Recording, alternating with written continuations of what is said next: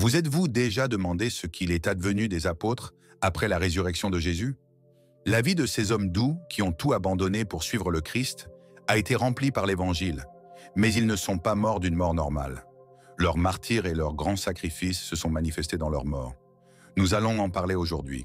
12 personnes, 12 voyages terribles et inspirants. Il est faux de croire qu'ils sont morts de cause naturelle. Le parcours de ces apôtres a été semé d'embûches, de persécutions et de tragédies, montrant le prix qu'ils ont dû payer pour leur confiance inébranlable dans le Christ. Restez donc jusqu'à la fin si vous voulez en savoir plus sur ces histoires mystérieuses et dévouées. Le premier est l'apôtre Jean, que l'on appelle souvent le disciple bien-aimé. Jean descendait de Zébédée et de Salomé, et il avait Jacques pour frère. Avec son frère, Jacques et Pierre, il était l'un des 3 disciples les plus proches de Jésus.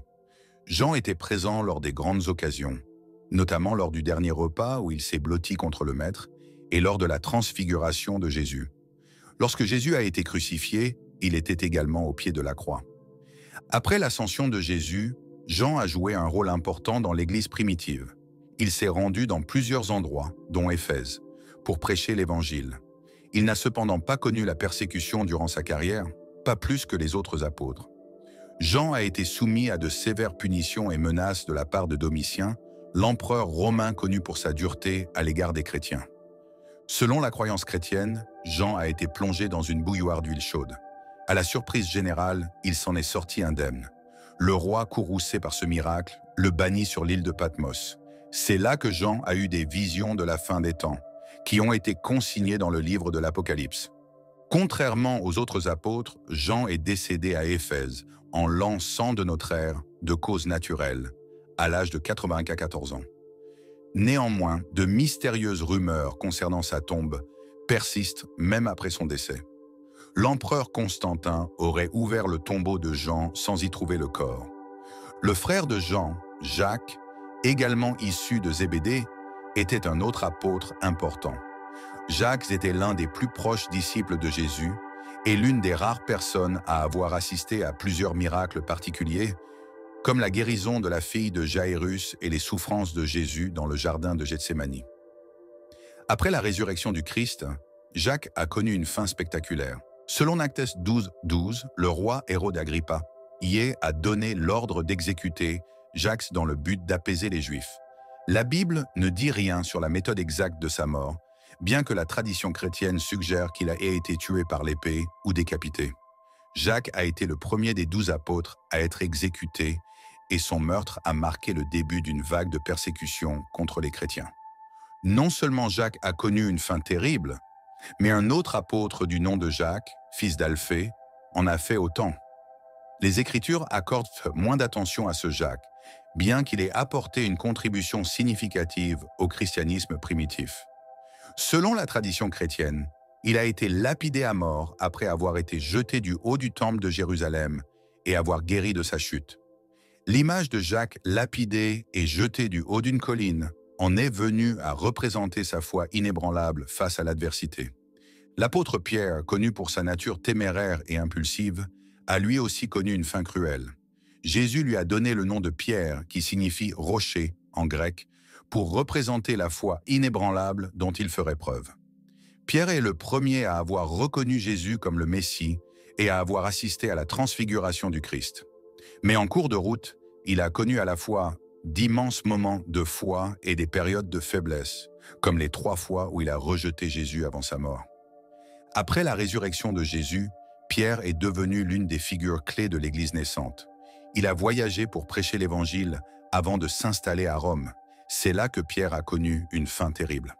La persécution des chrétiens par l'empereur Néron a entraîné l'emprisonnement de Pierre et son exécution par crucifixion. La tradition veut que Pierre, se sentant indigne de mourir de la même manière que Jésus, ait demandé à ce que la crucifixion soit suspendue de côté. Il avait été crucifié sur la colline du Vatican, où la basilique Saint-Pierre a été construite par la suite. André, le frère de Pierre, est un autre apôtre qui a connu une fin cruelle. Il est connu pour avoir amené son frère à connaître Jésus et pour avoir été présent lors des événements importants de la vie du Christ. Après sa résurrection, André a poursuivi sa mission d'évangélisation dans de nombreuses régions, jusqu'en Grèce. À Patras, en Grèce, André a été condamné à la mort par crucifixion. Mais en raison de la forme du X sur sa croix, celle-ci fut connue sous le nom de croix de Saint-André. Comme Pierre, André a fait preuve d'humilité en demandant une crucifixion différente de celle de Jésus. André a continué à prêcher à tous ceux qui voulaient quand l'écouter, même lorsqu'il était suspendu à la croix, et sa foi persistante a servi d'exemple à tous. Un autre aspect terrible de la biographie de Philippe, l'apôtre de Bethsaïda et son martyre. Philippe, l'un des premiers appelés par Jésus, a contribué à nourrir les 5000 personnes en donnant au jeune homme les pains et les poissons pour qu'il les remette à Jésus. Après la résurrection du Christ, Philippe a prêché l'évangile à de nombreuses nations avant d'être crucifié à Hiérapolis, en Asie mineure, en l'an 81 de notre ère. Selon la légende, Philippe a été lapidé ou crucifié sur le dos, consacrant ainsi sa religion en faisant le plus grand des sacrifices. Examinons maintenant. Souvent appelé Thomas l'incrédule. Il est devenu célèbre pour avoir douté de la résurrection de Jésus et déclaré qu'il ne croirait pas tant qu'il n'aurait pas pu toucher ses plaies. Lorsque Jésus s'est approché de lui et lui a demandé de toucher ses plaies, tous ses doutes ont disparu. À la suite de cet incident, Thomas a dit « Mon Seigneur et mon Dieu », l'une des plus puissantes déclarations de foi de l'Évangile. Le récit de Thomas est un rappel utile de la valeur de la foi, en particulier face aux doutes. Après la résurrection du Christ, Thomas s'est embarqué pour un voyage missionnaire, apportant la parole chrétienne dans des régions éloignées. Selon la légende chrétienne, il s'est installé en Inde, où il a fondé des églises et évangélisé un grand nombre de personnes. Malheureusement, son voyage en Inde a été interrompu. Ceux qui n'étaient pas d'accord avec la prédication de Thomas l'ont tué à coups de lance. Son mausolée est toujours debout à Chennai, en Inde, et est aujourd'hui une destination populaire pour les pèlerins. Son voyage courageux et plein de foi a inspiré de nombreux chrétiens au fil des ans. Examinons maintenant la vie de Saint Barthélemy. L'un des 12 apôtres dont l'histoire est entourée de mystères. Il est connu sous le nom de Nathanaël dans l'évangile de Jean, et sa rencontre avec Jésus semble d'abord extraordinaire. Jésus complimente Philippe pour être un vrai Israélite sans mensonge, après que Philippe l'a amené au Christ. Avec les autres apôtres, Barthélemy a parcouru le monde pour évangéliser. Lors de sa visite en Inde, Thomas fait partie des milliers de personnes qui deviennent chrétiennes. Néanmoins, les autorités locales sont scandalisées par son message. Outré par la popularité du nouveau credo, le roi Astiage ordonne que Bartholomée soit cruellement détenu et torturé. Selon la légende, il fut écorché vif puis crucifié sur le côté. La sévérité de sa mort illustre la fermeté de Bartholomée face à la persécution et sa dévotion inébranlable au Christ. Son courage a servi d'exemple aux chrétiens pour montrer que la foi peut perdurer en toutes circonstances. Lévi, un autre apôtre du nom de Matthieu, a lui aussi connu une mort atroce. Avant d'être invité par Jésus à l'accompagner, Matthieu était agent des impôts. Sa conversion est une illustration puissante de la manière dont Jésus a vu le cœur de ses disciples et ne les a pas jugés. Aujourd'hui encore, les chrétiens continuent d'être guidés dans leur foi par Matthieu, l'auteur du premier évangile du Nouveau Testament. Après la résurrection de Jésus, Matthieu a apporté l'évangile à de nombreuses nations, dont l'Éthiopie. Il est mort en martyr, comme quelques autres apôtres. La tradition veut que Matthieu ait été tué par une épée alors qu'il partageait l'évangile.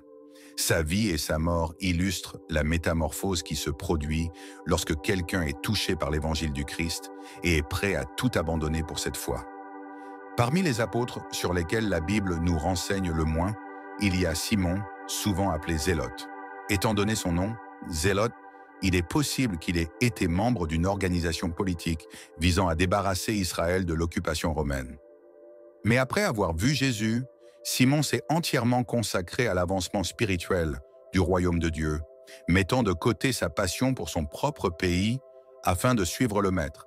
Après la résurrection de Jésus, Simon a également parcouru le monde pour évangéliser. Il s'est rendu dans des endroits comme la Perse, où il a dû faire face à une résistance féroce. La tradition veut que Simon ait enduré un terrible martyre, coupé en deux, l'une des méthodes de mort les plus cruelles disponibles à l'époque. Malgré la dureté de sa mort, Simon continue d'être une source d'inspiration pour la dévotion et la ferveur pour le royaume de Dieu, offrant sa vie pour la défense de la foi. Terminons en racontant l'histoire de Judas Thaddée, également connu sous le nom de Lebbeus Thaddée ou Judas le Fils. Bien qu'il ne soit mentionné qu'une seule fois dans les évangiles, Judas Thaddée a joué un rôle très important dans l'Église primitive. C'est lui qui a demandé à Jésus, lors de la dernière scène, pourquoi il avait choisi de se révéler à ses disciples plutôt qu'au monde entier. Cette question traduisait un grand désir de comprendre le mystère de la révélation divine. Après la résurrection du Christ, Judas Thaddée s'est lancé dans une mission de propagation de l'Évangile dans plusieurs régions, dont la Mésopotamie et l'Iran. Lui et Simon le Zélote auraient été exécutés en Perse. Certaines sources affirment que Judas Thaddée a été tué à la hache, tandis que d'autres indiquent que des pierres ont été utilisées pour l'assassiner. Connu comme le saint patron des situations désespérées, Judas Thaddée représente l'optimisme dans les situations irréalisables. Enfin, nous arrivons à l'histoire la plus douloureuse de toutes, celle du traître Judas Iscariote. Il est bien connu que Judas a vendu Jésus aux autorités religieuses pour 30 pièces d'argent. L'une des histoires les plus énigmatiques de la Bible est celle de son adultère, dont les raisons font encore l'objet de débats et de conjectures. Alors que certains affirment que Judas n'était pas satisfait du royaume que Jésus proclamait, d'autres attirent l'attention sur son désir. Après avoir trahi Jésus, Judas était rempli de chagrin. Les chefs spirituels ont rejeté son offre lorsqu'il a tenté de leur rendre l'argent. Judas s'est pendu par désespoir et par manque d'espoir de rédemption. Sa mort prématurée nous rappelle les conséquences de la déloyauté et de la confession non pardonnée. À l'exception de Judas Iscariote, la vie de tous ses apôtres est un incroyable testament de foi et de force d'âme. Ils ont été persécutés et tragiquement tués parce qu'ils refusaient d'abandonner leur foi en Christ. Leurs témoignages ont été scellés par des larmes au moment de leur mort, car leur vie a été consacrée au partage de l'Évangile.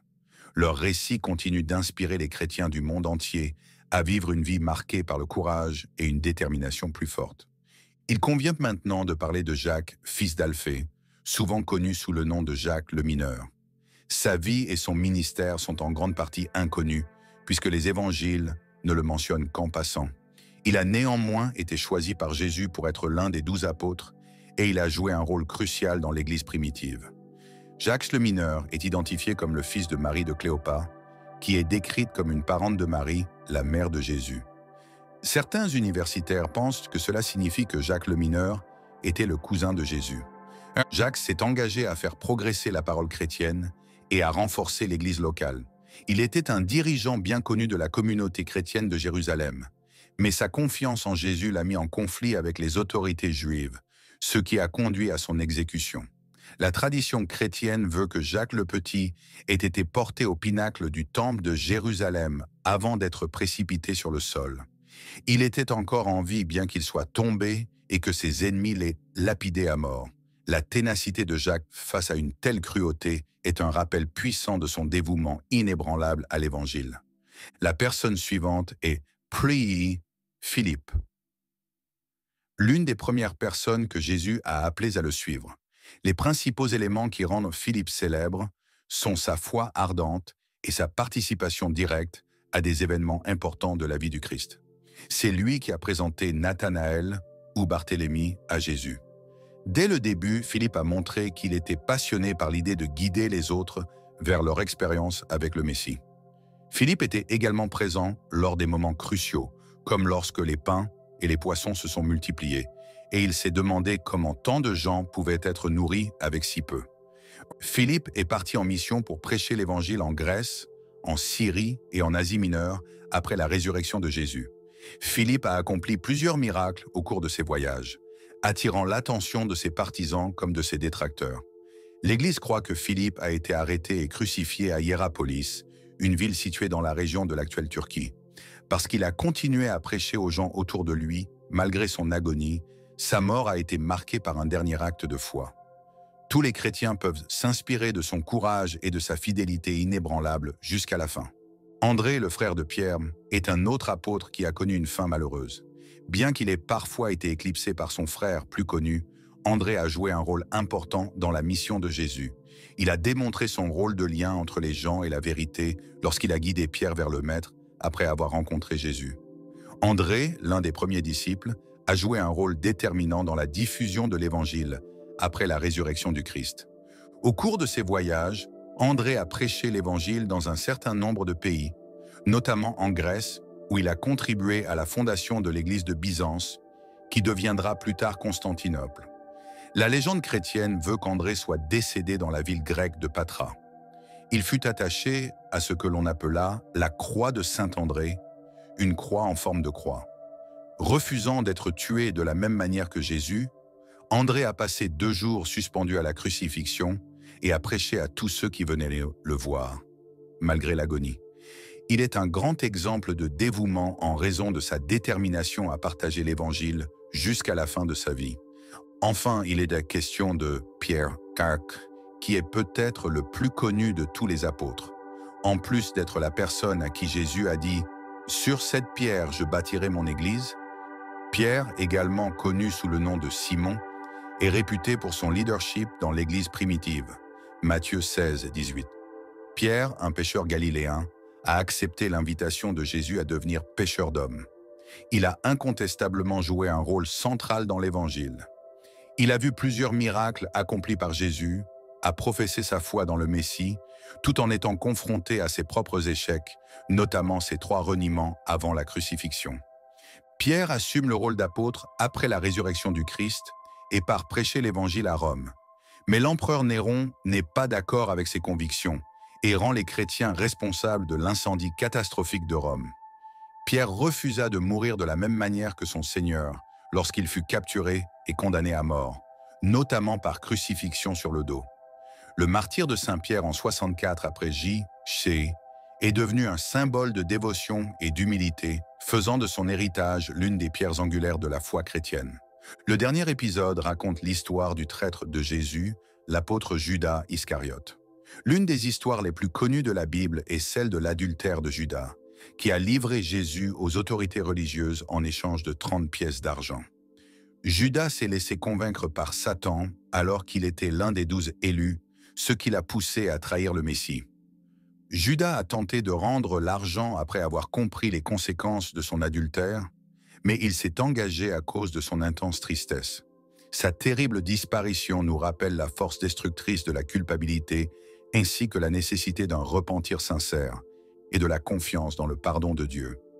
Bien que les 12 apôtres de Jésus aient suivi des voies différentes, ils étaient unis par leur confiance inébranlable dans le Christ et leur volonté de répandre l'Évangile dans le monde entier.